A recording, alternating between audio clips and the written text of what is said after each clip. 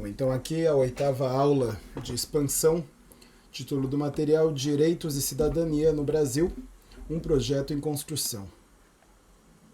Conteúdo: redemocratização, anistia, diretas já, Constituição de 1988. E objetivos: analisar o processo de redemocratização do Brasil após a ditadura civil-militar, 1964-1985. Avaliar o processo de criação da Constituição Federal de 1988, seus avanços e limites da cidadania no Brasil para diferentes grupos sociais. A anistia.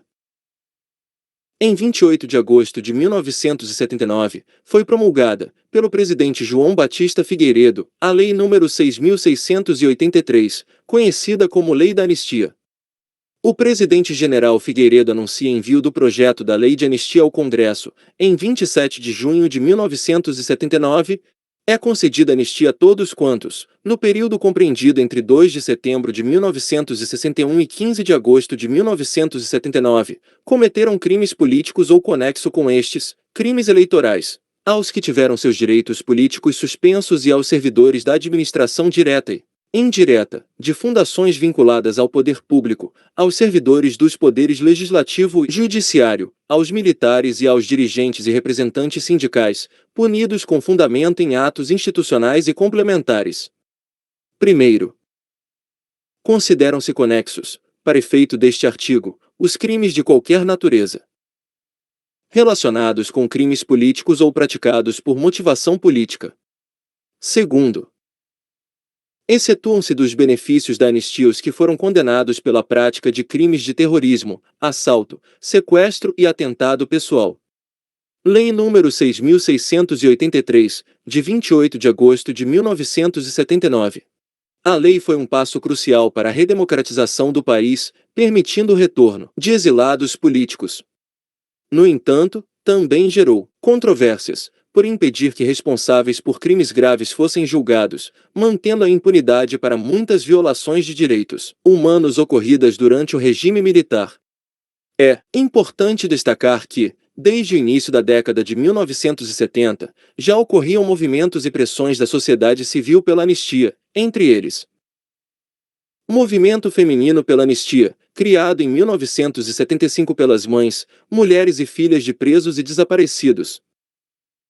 Comitê Brasileiro pela Anistia, surgido em 1978, com representações em diversos estados e até em Paris, onde viviam muitos dos exilados. O material agora propõe que vocês assistam esse vídeo da Casa do Saber. Tá? Eu coloquei o QR Code aqui com o material para facilitar o acesso. E a gente vai ler um texto historiográfico na sequência, tudo isso aqui para responder às questões A e B. Então, na A, o que é possível inferir sobre a lei da anistia a partir do texto? B, por que há a afirmação de que a lei pode ser considerada limitada, trazendo uma falsa percepção de legitimidade? Em que aspectos isso pode ser observado no discurso do general Figueiredo e na charge? Bom, então aqui a gente vai fazer agora a leitura do texto. Texto 1. Anistia limitada, restrita e recíproca.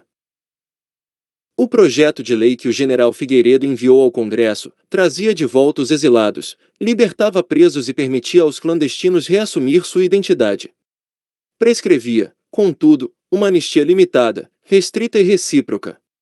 Não incluía 195 presos políticos condenados por ações armadas, denominadas, pelos militares, crimes de sangue, nem assegurava a reversão aos postos ocupados por quem perderá o emprego ou for aposentado no serviço público por força da ditadura.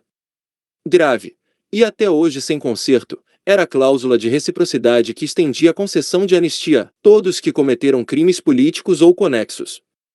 Foi essa cláusula que aprovou a impunidade para os militares e, mais de 30 anos depois, continua impedindo a responsabilização individual dos coautores dos crimes praticados pelo Estado durante a ditadura, incluindo tortura, assassinatos e desaparecimentos forçados. Agora, complementando o material, a fonte 1 e fonte 2. Aqui na fonte 1, em mensagem ao Congresso, Figueiredo defende o projeto de anistia.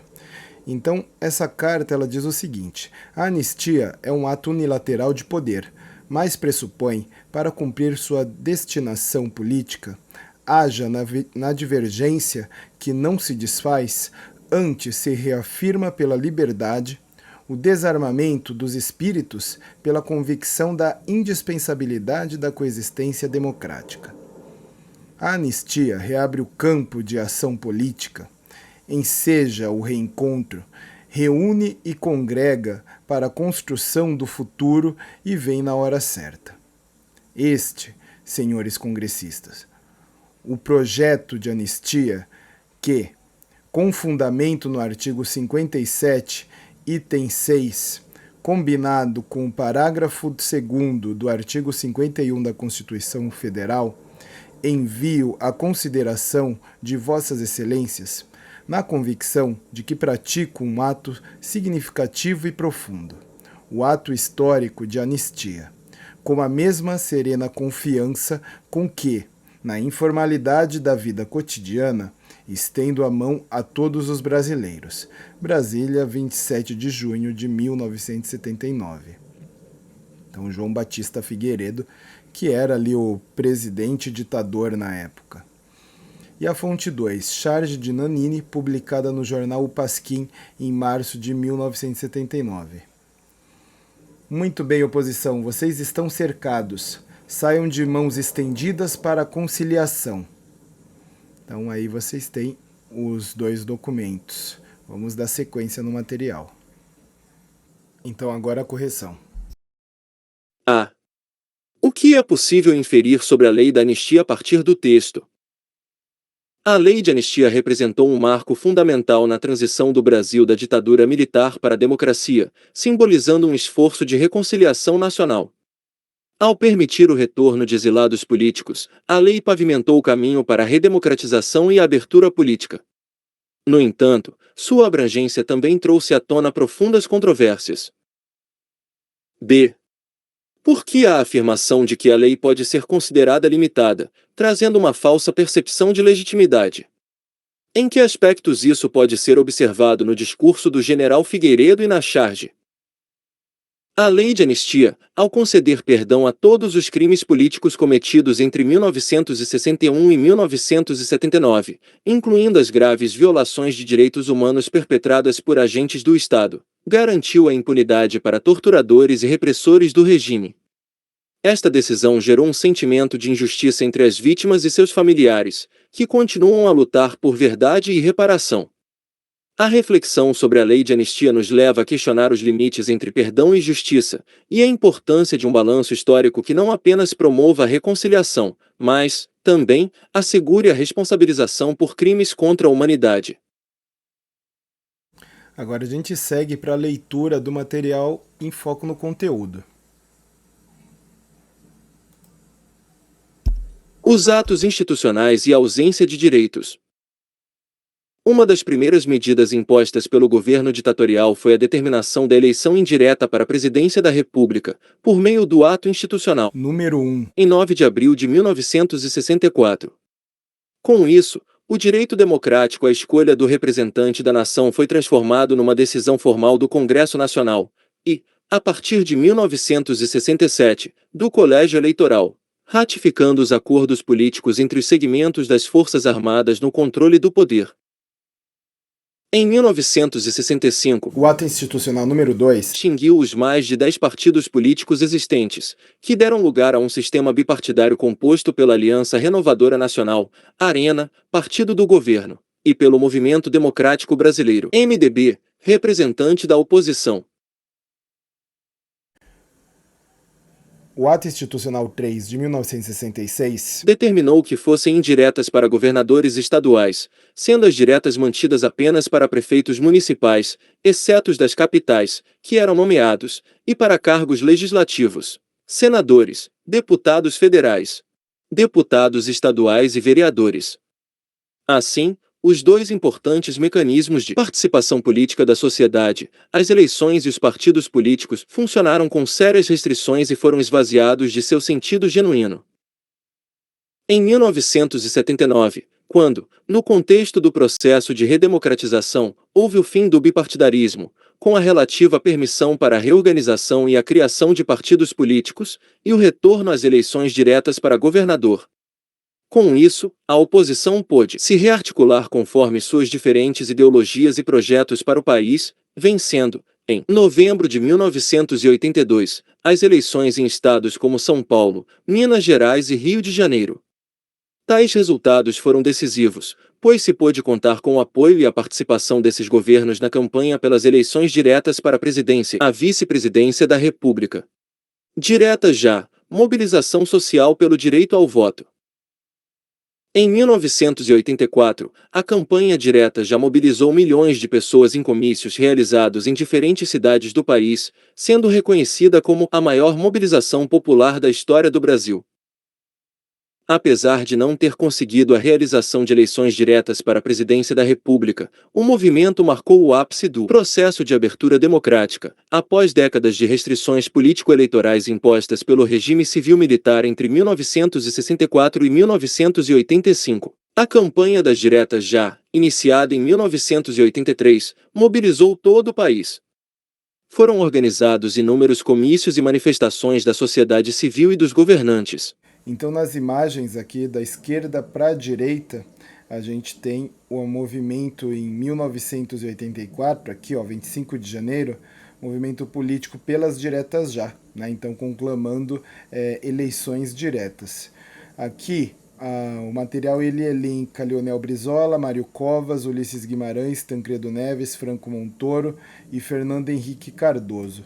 Então Fernando Henrique Cardoso, ex-presidente da República, Mário Covas, governador do estado de São Paulo, né?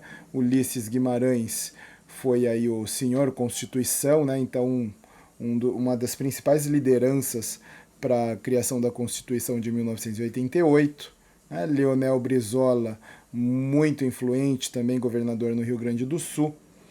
Aqui na sequência, a última imagem, a gente tem ainda Amora Guimarães, né, e Ulisses Guimarães, então esposa e Ulisses Guimarães, o Montoro, no caso que foi governador de São Paulo, e o Luiz Inácio Lula da Silva, atual presidente da República. O movimento buscava aprovar a emenda do deputado Dante de Oliveira, que propunha o fim das eleições indiretas, impostas pelo governo militar há 20 anos. Promovendo a votação direta para as eleições presidenciais previstas para 15 de novembro de 1984. No entanto, em 25 de abril, a emenda não alcançou os votos necessários e a sucessão presidencial permaneceu indireta, sendo decidida pelo Colégio Eleitoral. Apesar da frustração generalizada, a mobilização gerada pela campanha continuou firme, apoiando a candidatura civil de Tancredo Neves e José Sarney. Foi apenas em 1989 que os brasileiros recuperaram o direito de escolher diretamente o presidente da nação. Aqui no jornal, né, Jornal do Brasil, resultado 298 sim, 65 não, 113 ausentes. Então o Congresso rejeita as diretas já. Aí aqui a imagem abaixo, esse é o Dante de Oliveira, né, o criador ali da emenda. Ele não tinha a expectativa de que essa emenda passasse. Tá? Então você tinha um controle muito grande ainda do Congresso pelos militares. Mas a ideia não era passar essa emenda, né? A ideia era convocar a população a refletir e pressionar pelas diretas já. E aqui, como a gente já viu antes, o Ulisses Guimarães, um dos principais articuladores da Constituição de 88. Bom, então aqui novamente sessão na prática, analise as fontes nos slides a seguir, questionamentos A e B. Então A, qual era o conteúdo da proposta de emenda à Constituição de 1967, criada pelo deputado federal Dante de Oliveira? O que ela representava para o processo de redemocratização/transição política e enfraquecimento do regime ditatorial? De que maneira as fontes apresentadas denunciam a ausência de direitos políticos? Utilize elementos das fontes para compor seus argumentos. Então aqui uma charge do Enfio, uma multidão pedindo ali por diretas já, né, pelo voto direto, e um militar aqui com um megafone e um cacetete gritando: "Isto é direito do colégio eleitoral. Voltem para suas casas. O povo é ilegal." Fonte 2. Proposta de emenda à Constituição número 5 de 1983, deputado Dante de Oliveira. Então, nesse documento, a gente tem um fragmento da proposta, tá, do Dante de Oliveira, que diz o seguinte: dispõe sobre a eleição direta para presidente e vice-presidente da República. Artigo 1. Os artigos 74 e 148 da Constituição, revogados seus respectivos parágrafos, passarão a viger com a seguinte redação. Artigo 74. O presidente e vice-presidente da República serão eleitos simultaneamente entre os brasileiros maiores de 35 anos e no exercício dos direitos políticos, por sufrágio universal e voto direto e secreto, por um período de 5 anos. Parágrafo único. A eleição do presidente e vice-presidente da República realizar-se-á no dia 15 de novembro do ano que anteceder ao término do mandato presidencial. Artigo 148. O sufrágio é universal e o voto é direto e secreto. Os partidos políticos terão representação proporcional, total ou parcial, na forma que a lei estabelecer. Artigo 2. Ficam revogados os artigos 75 e respectivos parágrafos, bem como o parágrafo 1º do artigo 77 da Constituição Federal, passando seu parágrafo 2º a constituir-se parágrafo único. Fonte 3. A campanha diretas já. A campanha das diretas já tinha dimensão cívica, natureza republicana e jeito de festa. A campanha era tão grandiosa que acendeu na população a esperança de vitória. Mas, se o governo dos militares havia se desgastado, sua base de apoio político ainda não se desagregara, e as Forças Armadas estavam dispostas a agir para evitar o rompimento das regras do jogo sucessório. A emenda Dante de Oliveira foi votada na madrugada de 26 de abril de 1984, num pesado clima de apreensão. Brasília e 10 cidades em Goiás estavam sob as medidas de emergência decretadas pelo general Figueiredo, a capital da República, sitiada, o Eixo Monumental, ocupado por 6.000 soldados do Exército, e o Congresso Nacional, cercado pelas tropas do Comando Militar do Planalto. E, embora os votos favoráveis tenham sido em maior número, a emenda foi rejeitada, por não obter maioria qualificada de 2/3. Correção. A. Qual era a proposta de emenda à Constituição de 1967, criada pelo deputado federal Dante de Oliveira? O que ela representava para o processo de redemocratização, transição política e enfraquecimento do regime ditatorial? A proposta de emenda à Constituição de 1967, criada pelo deputado federal Dante de Oliveira, visava restabelecer as eleições diretas para a presidência da República no Brasil. Especificamente, a proposta previa que as eleições presidenciais de 15 de novembro de 1984 fossem realizadas de forma direta, permitindo que os cidadãos brasileiros escolhessem seu presidente por meio do voto popular. A proposta de Dante de Oliveira tinha um grande simbolismo e importância prática para o processo de redemocratização do Brasil. Sua aprovação representaria fortalecimento da democracia. O retorno das eleições diretas simbolizava um avanço crucial para a restauração plena da democracia, garantindo a participação direta do povo na escolha de seus líderes. Enfraquecimento do regime ditatorial. Ao desmantelar uma das principais ferramentas de controle do regime militar, as eleições indiretas, a emenda enfraqueceria, significativamente, o poder autoritário. A necessidade de submeter-se ao voto popular obrigaria o governo a legitimar-se democraticamente. Mobilização popular. A campanha Diretas Já, que surgiu em apoio à emenda, mobilizou milhões de brasileiros e se tornou a maior manifestação popular da história do país. Essa mobilização demonstrou o desejo coletivo de mudança e pressionou o regime militar a avançar na abertura política. Impulso para a transição política. Embora a emenda não tenha sido aprovada, o movimento acelerou o processo de transição política. O fracasso da emenda no Congresso revelou a necessidade de reformas e preparou o terreno para a eleição indireta de Tancredo Neves, um civil, em 1985. Essa eleição marcou o fim do regime militar e o início da nova república. B. De que maneira as fontes apresentadas denunciam a ausência de direitos políticos? Utilize elementos das fontes para compor seus argumentos. Os documentos apresentados contribuem para compreender o processo de redemocratização do Brasil, cuja população estava muito insatisfeita com a falta de liberdade e direitos políticos. Os documentos mostram a força da mobilização popular e deixam claro que o país desejava uma mudança para um governo mais democrático e representativo. O processo de escrita da Constituição de 1988. Pela primeira vez na história nacional, uma Constituição seria escrita em texto base enviado pelo governo, sem um processo decisório prévio acordado entre as elites e com reduzida tutela dos donos do poder.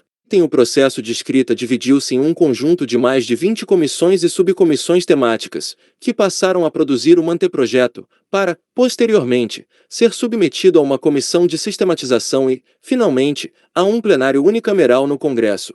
A Constituinte rompeu com o controle do regime e significou um verdadeiro processo democrático. O trabalho das comissões e subcomissões temáticas contou com uma participação social sem precedentes. A participação social representou uma ruptura com os modelos anteriores, pois o regimento interno autorizava a participação popular direta. Emendas ao anteprojeto poderiam ser apresentadas por coletivos de 30.000 cidadãos, desde que propostas por, pelo menos, 3 entidades sociais representativas. Por meio desse mecanismo, 122 emendas foram levadas à votação. A despeito da versão do regime pela participação popular, o povo foi ouvido e se fez presente no texto final, apelidado pelo deputado Ulisses Guimarães, de Constituição Cidadã. Bom, então esse material ele disponibiliza aqui etapas, e fases da elaboração da Constituição de 88, mas basicamente vocês podem compreender aqui que ela vai de fevereiro de 1987, então com a instalação da Assembleia Nacional Constituinte, até outubro de 1988, com a promulgação da Constituição. E aqui novamente o Ulisses Guimarães, com a Constituição em mãos. Então o que aprendemos hoje? Compreendemos o processo de redemocratização do Brasil após a ditadura militar, entendemos como foi a construção da Constituição Federal de 1988, analisamos diferentes tipos de fontes que auxiliam a interpretação e a compreensão dos fatos históricos durante e após o regime militar. Então, pessoal, basicamente o que a gente teve aí foi uma leitura do material que está disponibilizado para vocês. Tá? É interessante que, se houver dúvida, anotem para a gente poder explorar esse assunto. Senão fica aqui uma simples leitura corrida do material. Tá? Então é interessante a gente discutir esse assunto. Vamos ver aí se alguém apresenta dúvida e a gente conversa um pouco em sala de aula. Então até mais, tchau, tchau.